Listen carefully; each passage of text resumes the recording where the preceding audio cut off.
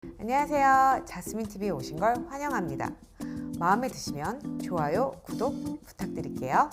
왜 이렇게 어색하지?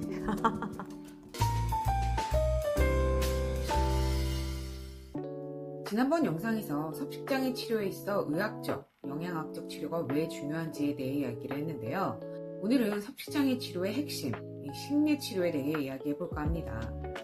섭식장애는 보여지는 음식, 체중, 다이어트의 문제가 아니라 이 뒤에 숨겨진 불안이라는 감정과 다른 여러 가지 부정적인 감정들을 인식하고 조절하고 처리함에 있어 어려움, 아니면 본인 자신에 대한 왜곡된 인식과 특정 성향, 관계에서 생겨나는 갈등, 그리고 다이어트나 SNS 등 사회, 문화적 환경 안에서 겪는 여러 내적 어려움들이 얽히고 설켜서 결국 섭식 행동이라는 문제로 드러나는 것이기 때문에 진정한 회복을 위해서는 도대체 나를 힘들게 하는 이 내적 어려움이 무엇인지 그것을 찾고 이에 맞는 심리 치료가 필수적인데요. 병원에 입원을 해서 균형 잡힌 식사를 하고 거식이나 폭식, 구토를 안 하게 해서 일정 기간 규칙적인 식습관을 유지하면 겉으로 드러나는 증상들이 좋아졌다 하더라도 이 내 안의 심리적 문제가 해결되지 않으면 다시 다양한 외부 환경과 자극 속에서 같은 생각이나 행동들의 패턴은 돌아오며 섭식장애는 재발할 수 있습니다.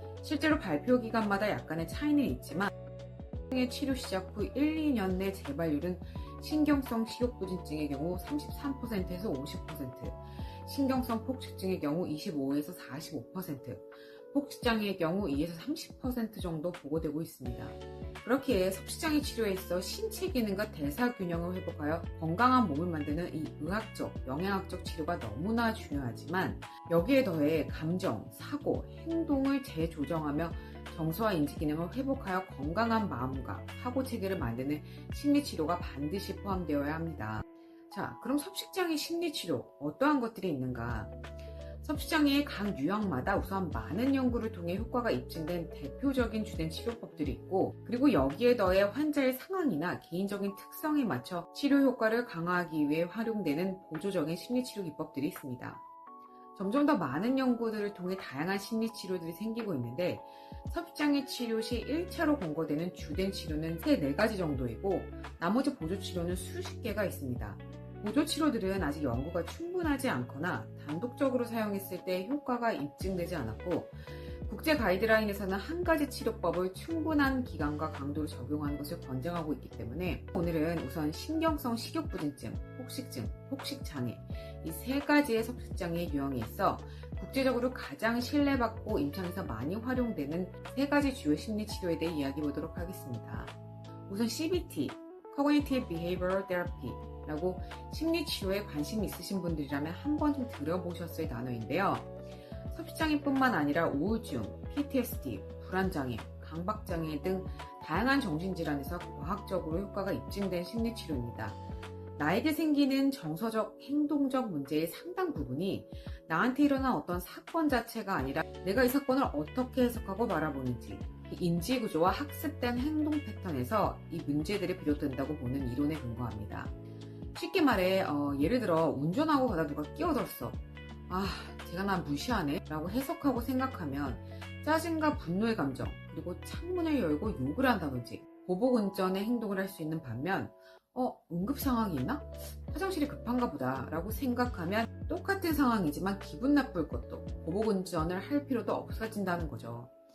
세상을 어떻게 해석하느냐에 따라 느끼는 감정과 선택하는 행동은 달라진다는 것이 이 CBT의 핵심입니다. 섭식장애의 가장 큰 특징, 이 왜곡된 인식이라고 했죠. 다들 말랐는데 나만 뚱뚱해. 나는 잘하는 게 없어. 살찌면 내 인생은 끝이야. 왜 저렇게 나를 쳐다보지? 내가 흉한가? 이러한 여러 가지 잘못된 생각들이 결국 수치심, 불안, 분노, 우울 같은 부정적 감정으로 이어지고 다시 음식 섭취를 거부하거나 폭식하거나 구토 같은 이러한 섭식 문제 행동으로 나타날 수 있기 때문에 CBT에서는 이러한 왜곡된, 잘못된 생각들을 찾아내서 알아차리게 하고 단순히 생각만을 바꾸는 것이 아니라 실제 행동을 해보고 대체 가능한 다른 건강한 행동을 훈련하는 연습을 통해 회복하는 과정을 다루게 됩니다.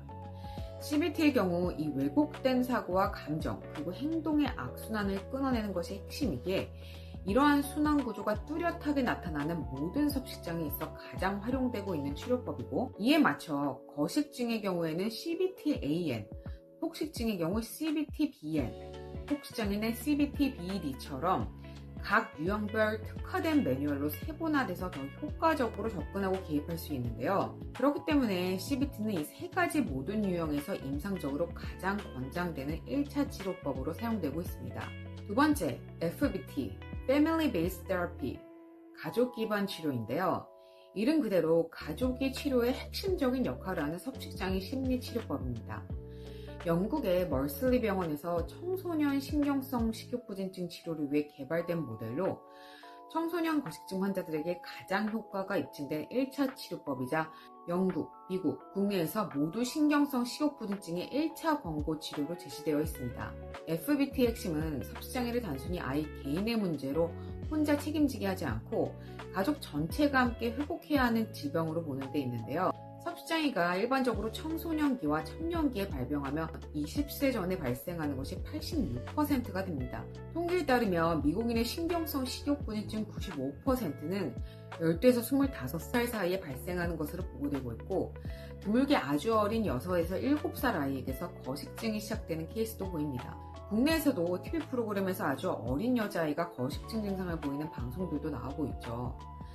아동이나 청소년의 경우 아직 신체적, 심리적으로 미성숙하여 스스로 치료 동기를 가지는 것도 어렵고 자기 통제 능력과 의사결정 능력이 아직 충분히 발달되지 않아 치료 과정을 지속적으로 관리하고 혼자서 거식이나 폭식을 조절하기 더 어렵습니다. 그래서 가족들이 식사 장면에서 아이를 어떻게 도와야 하는지, 음식을 거부하거나 폭식하거나 아니면 살찌는 것에 대한 강박과 운동 집착과 같은 문제 행동에 어떻게 대응해야 하는지, 아이를 비난하지 않고 지지하는 분위기를 어떠한 방식으로 만들 수 있는지 등을 구체적으로 훈련하고 실습해가며 가족들이 치료의 동력이 돼서 도와주는 치료법입니다. 청소년의 거식증에서 가장 효과가 강력하지만 최근에는 신경성 폭식이나 폭식 장애 외 청소년 우울증이나 약물 사용 중독 문제에서 확장 적용되고 있는 것으로 알고 있습니다. 자, 세 번째, 지금 말한 FBT는 거식증을 가족과 함께 해결해야 하는 문제를 보고 청소년 거식증을 위해 개발된 치료법이라면, 이 같은 멀슬리 병원에서 성인 거식증을 위해 개발된 치료법, 만트라라는 치료법이 있습니다. 성인 거식증에서 1차 주치료로 활용되는 것이 처음 얘기했던 인지행동치료, CBT와 이 만트라인데요. 이 만트라는 신경성 식욕부진증을 유발하고 유지시키는 요인들을 인지, 정서, 관계, 생물학적 측면에서 통합적으로 탐색하고 다루는 치료법입니다. 거식증 영상편에서 얘기했지만 이들에게서 특별히 나타나는 특징들이 있습니다. 왜곡된 사고나 자기 비판 혹은 완벽주의 성향, 정서 회피와 같은 패턴들이 있는데요.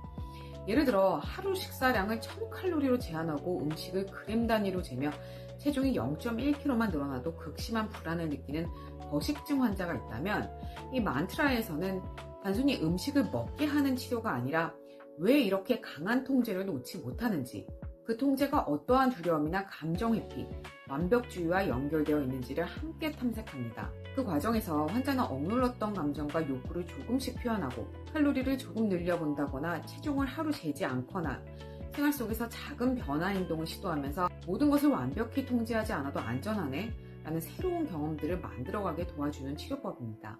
이렇게 세 가지 치료법이 임상 가이드라인에서 가장 먼저 권장되는 근거 수준이 높고 표준화된 1차 권고 심리 치료인데요. 이 외에도 IPT, SSCM 등과 같이 수십 가지의 보조 치료법들이 있고, 이러한 치료들은 1차 치료 접근이 어렵거나 개인의 특성, 선호, 치료 반응에 따라 보완적으로 적용하기 위해 사용됩니다. 예를 들어 특정 치료 방식이 잘 맞지 않거나 치료에 대한 저항이 높은 경우 보다 부담이 적은 접근으로 시작해 치료 참여를 높이기 위해 활용되기도 하고, 대인관계 문제나 정서적 어려움이 두드러지는 경우에는 그 부분을 보완하기 위한 목적으로 다른 보조치료법이 적용되기도 합니다.